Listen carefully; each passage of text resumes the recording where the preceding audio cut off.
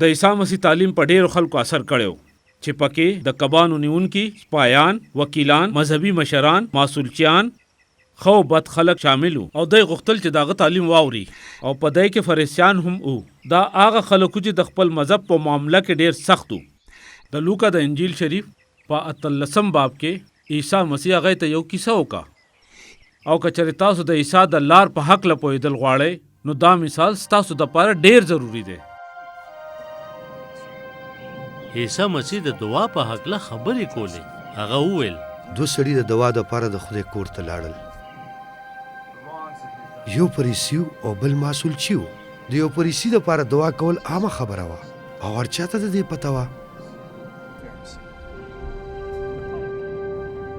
فریسیانو به خپل ځانونه د نورو خلکو نه ښه او جدا ګڼل او هغوی په خپل ژوند کې دا کوشش کوو چې د الله پاک په کلام پوه شي. د فریسیانو عقیده دا وه چې د پاکو صحیفو په ټولو حکمونو باندې عمل وکړی شي. صرف په 10 حکمونو باندې نه بلکې 613 حکمونه وو. په دې کې 243 ښه حکمونه او 365 منفي حکمونه وو. په دې کې یو حکم داو چې د سبت پر ورځ کار کول منو او دا په هفته کې مقدسه او د آرام ورځ وه. خو په اصل کې د کار مطلب سو. نو په آخر کې دا فیصله وشوه چې یو کم 40 قسمه کارونه د سبت پر ورځ نه دي کول پکار. هغې د خپلو ټولو رواجونو هم یو فهرست جوړ کو. نو صرف دا ټول رواجونه هغوی د کارونو په طور نه حسابول.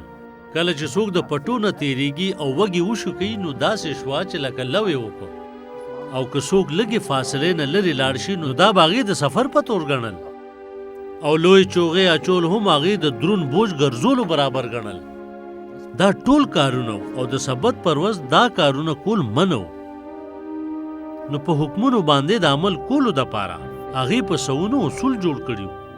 د هغې دپاره د الله پاک د شریعت نه ماتولو دپاره ښه طریقه دا وه چې په خپلو جوړ کړي شوو رواجونو باندې عمل وکړي. په یهودیه باندې د روم حکمراني وه او د روم حکومت به ترې محصول اخیسته. د محصول اخیستلو دپاره به رومیانو مقامي خلک مقرر کول. نو محصول اخیستونکي لکه د فریسي په شان په یهودي کورنۍ کې پیدا شوي او په الله پاک کې ایمان لرلو او د رومیانو دپاره به یې کار کوو. دا د یهودیانو دپاره ډېره د شرم خبره وه چې د پردو خلکو د اختیار لاندې وو. چا چې د ژوندي خدای پاک له حقیقت پیژندلو، چاله چې د الله کلام او داغه شریعت او داغه لوز ورکړی شوی، څوک چې غوره شوي خلک وو. نو هغې اوس د رومیانو د حکمرانۍ د لاندې وو چې مشرکان او بت پرسته وو او ماسولچیان یهودیان وو او دوی به خپل خلک د قیصر په نوم لوټل. د دې نه علاوه په دې کې دوکه ډېره زیاته وه. د ګټې کولو دپاره ماسولچیانو ته اجازت و چې محصول زیات کړي او دا زیاتې پیسې خپل جیب کې واچوي. نو ځکه به هغې ته سپک کتلی شول او خپلو خلکو به ترې نفرت کوو.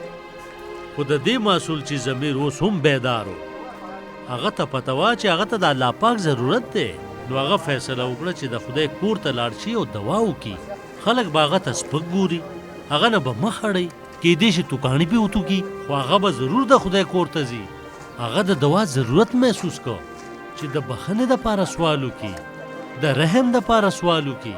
هغه ته پته وه چې هغه د دې حقدار نه دی، خو کیدای شي الله د هغه دوا واوري. په یروشلم کې د خدای کور د هغه نومله جلال ورکولو دپاره و. دا د هغه مذهبي رسمونو ځای و کوم چې به کاهنانو کول، او دا هغه ځای و چېرته به چې خلکو دوا کوله.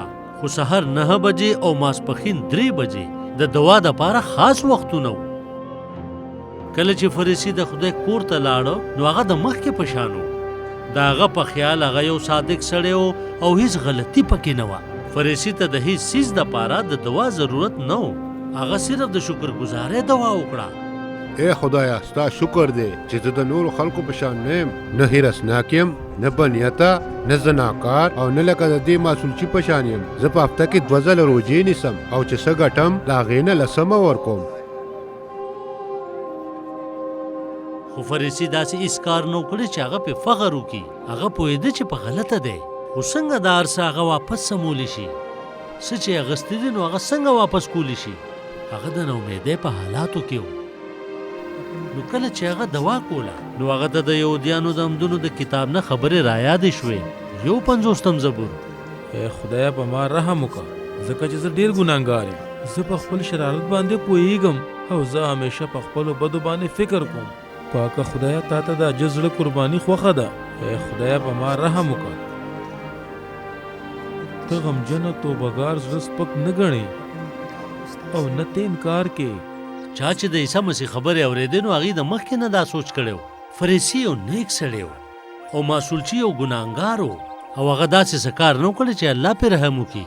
خو ناګهانه هغوی د عیسی مسیح خبرې اورېدو سره حیران شول. زه تاسو ته وایم چې هغه سړی معصولچي د هغه ړومبي نه زیات صادق شوی کور ته لاړو. ځکه هر څوک چې ځان اوچتوي هغه به غریب کړی شي او څوک چې ځان غریب کړي هغه به اوچت کړی شي. آیا واقعي د عیسی مسیح هم دا مطلب و؟ هغه ټوکې خو نه کولې. الله پاک د معصولچي دوا واورېده او د فریسي یوه ونرېده. او د هغه هم دا مطلب و. عیسی علیه السلام دا نه وایي چې فریسي یو خراب سړی و یا ګینې معصولچي ډېر ښه سړی و. زما په خیال فریسي چې څه هم وویل نو هغه رښتیا و. هغه زنا نه کوله، هغه چاله هم دوکه نه ورکوله. هغه یو عزتمند سړی و. هغه د خپلې ګټې لسمه حصه ورکوله. د خدای کور او غریبانانو له به پیسې ورکولې. نو دا خو ټول ښه کارونه دي. او معصولچي داسې هیڅ کار نو کړی چې د خدای نه ورته برکت میلاو شوی وي. او د دې په وجه خلک ډیر حیران شول ځکه چې عیسی مسیح وویل چې الله تعالی د معصولچي دعا قبول کړه او د دې هر څه په باوجود الله تعالی هغه صادق کو او معافي کو ځکه چې هغه د الله تعالی نه رحم وغوښتلو. هغه اقرار وکړو چې هغه ګناهګار دی او غلط کارونه یې کړي دي. هغه د بخښنې دپاره سوال وکړو او ورته ملاو شوه.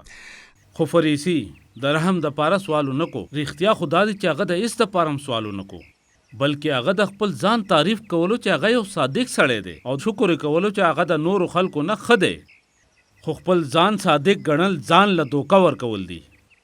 عیسی مسیح ویل چې موږ ټول ګناهګار یو تر دې پورې چې یو مذهبي کس هم ټولو ته د دې ضرورت دی چې د بخښنې دپاره سوال وکړو. خو دا آسان کار نه دی ځکه چې غرور زموږ په لار کې ودرېږي او مذهب او غرور دواړه یو ځای زموږ مخې ته راشي. نو مونږ څه کول غواړو؟ آیا مونږ د فریسي په شان په خپلو کارونو یقین ساتو یا مونږ د خپلو ګناهونو دپاره د الله پاک نه د بخښنې دعا غواړو؟ ښه، زما په خیال زه دا نه غواړم چې په خپل طاقت سره بچ شم. زه به د الله پاک نه د بخښنې دپاره سوال کوم. ګرانو اورېدونکو، یقینا چې دا کیسه به ستاسو خوښه شوې وي. همدغه شان نورو کیسو اورېدلو دپاره تاسو ضرور زمونږ چینل سبسکرایب کړئ او که تاسو دا کیسې بغیر د انټرنیټ نه اورېدل غواړئ یا مونږ سره رابطه کول غواړئ نو د پلی سټور نه زمونږ د کیسو ایپ ډاونلوډ کړئ